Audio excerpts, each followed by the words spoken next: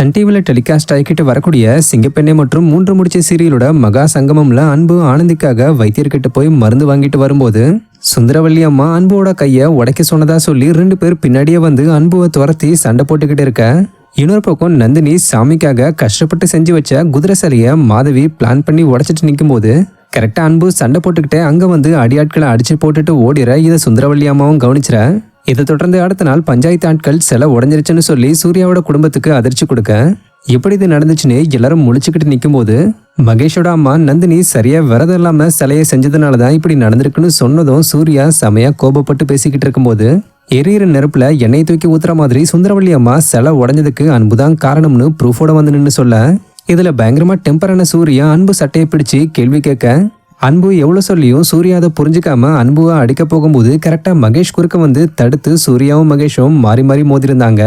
இந்த நிலையில இது சம்பந்தப்பட்ட பிடிஎஸ் வீடியோ ஒன்று சீரியல் டீம் ரீசெண்டா ஷேர் பண்ணிருக்காங்க. ஆக்சுவலா இந்த சீக்வன்ஸோட மேக்கிங் இப்ப சூர்யா அன்பு மகேஷ்லாம் விழுந்து விழுந்து சிரிச்சு செமையா ஃபன் பண்ணிருக்காங்க. ஸோ இவங்க 3 பேர்ல உங்களுக்கு ரொம்ப பிடிச்சவங்க யாருன்னு கமெண்ட்ல சொல்லுங்க. இது மாதிரி சீரியல் பிடிஎஸ்க்கு மறக்காம நம்மளுடைய சேனலை சப்ஸ்கிரைப் பண்ணிக்கங்க. தேங்க்யூ.